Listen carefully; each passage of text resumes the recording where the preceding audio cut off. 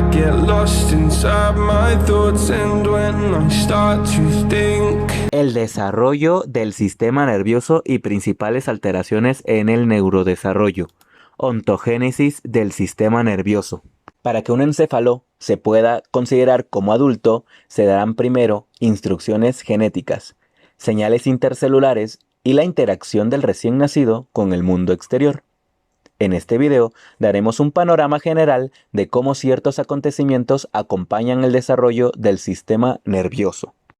Empecemos con definir el concepto de ontogénesis. Es utilizado en biología donde se aplica al proceso de formación de un ser vivo, desde su origen, la fecundación, hasta la madurez sexual que le permite reproducirse. Generalmente se acepta que la ontogénesis reproduce la filogénesis, es decir, que el desarrollo del individuo sigue los pasos evolutivos de la especie a la que pertenece. Desarrollo del sistema nervioso. Esto comienza con el proceso de fecundación, cuando las dos células germinales, óvulo y espermatozoide, se fusionan. Comienza el proceso de reproducción celular. 12 horas. Después de esta fusión, comienza la primera división celular, mitosis. Con cada individuo, las células se vuelven más pequeñas, conocidas como blastómeros. Alrededor del tercer día, se dará la tercera división celular, dando lugar a 16 células. Mórula, donde se aprecia una masa celular interna, la cual originará los tejidos del embrión, y una masa celular externa que dará lugar al trofoblasto. Al cuarto día, el embrión recibe el nombre de blastócito. El embrión se introduce en el útero. Las células de la masa interna reciben el nombre de embrioblasto y las de capa externa, trofoblasto, las cuales se aplanan para formar la pared epitelial del blastócito, que al entrar en el útero se planta en el endometrio. El trofoblasto genera dos capas más, el citotrofoblasto, el cual forma columnas celulares que penetran en el sincitio. La segunda capa recibe el nombre de sincitiotrofoblasto, el cual ocasiona erosión de los tejidos maternos, dando origen a algunas lagunas. Cuando la erosión del endometrio llega a los sinusoides de la madre, la sangre pasa a las lagunas, comenzando la circulación útero-placentaria. El embrioblasto también presenta dos capas más, el hipoblasto y epiblasto. En este periodo se genera la cavidad amniótica y el saco vitelino. La gastrulación es el fenómeno en el que se generan las tres capas germinativas en el embrión, que son el ectodermo, mesodermo y endodermo. Del ectodermo surgen el sistema nervioso central, el sistema nervioso periférico, epitelio sensorial conformado por ojo, nariz y oído, y por último, la dermis. A partir de la tercera a quinta semana se formarán pares de somitas de 42 a 44 al final, las cuales formarán la columna y músculos, así como el esqueleto del embrión. El endodermo se forma principalmente el tracto gastrointestinal y la mayor parte de los órganos y sistemas. A los cambios que se producen de la tercera a la octava semana se le denominan organogénesis. A partir de la octava semana, el embrión recibe el nombre de feto. Durante la gastrulación, una estructura llamada notocorda induce a que las células del ectodermo que la recubre se diferencian a células neurales precursoras, las cuales se organizan en una estructura llamada placa neural. A este proceso se le llama neurulación. Poco después del movimiento de sus bordes laterales forman el tubo neural. Formación de vesículas primarias y secundarias. La fusión de los pliegues neurales se producen en direcciones rostral y caudal, hasta tan solo quedar abiertas unas áreas pequeñas en ambos extremos, llamados neuporo rostral y neuporo caudal. A los 28 días de desarrollo, el tubo neural se ha cerrado y su extremo rostral se ha dividido en 3 cámaras conectadas entre sí.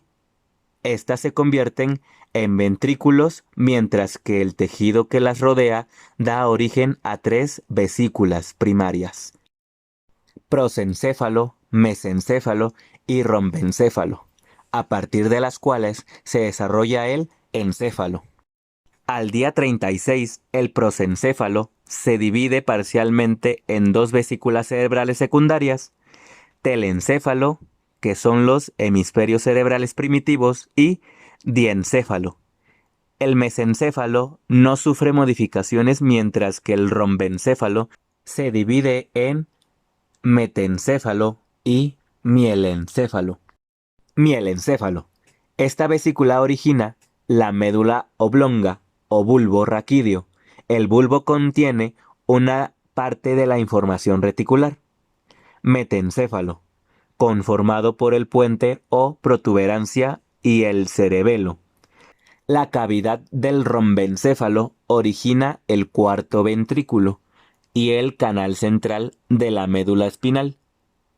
Mesencéfalo, formado por el tectum, integrado por tubérculos cuadrigéminos superiores y los tubérculos cuadrigéminos inferiores, y el tegmentum, integrado por formación reticular, sustancia gris periacueductal, el núcleo rojo, la sustancia negra. La cavidad del mesencéfalo dará origen al acueducto cerebral o acueducto de Silvio. Diencéfalo, localizado entre el telencéfalo y el mesencéfalo, rodeado por el tercer ventrículo. La cavidad del diencéfalo y el telencéfalo forman el tercer ventrículo.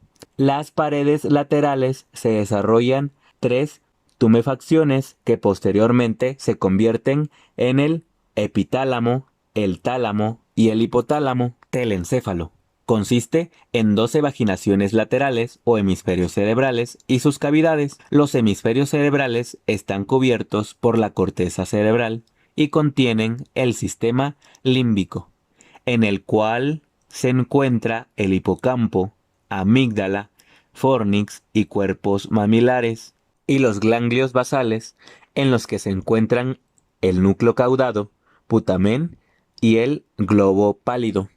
Principales alteraciones en el neurodesarrollo: anomalías congénitas de la médula espinal.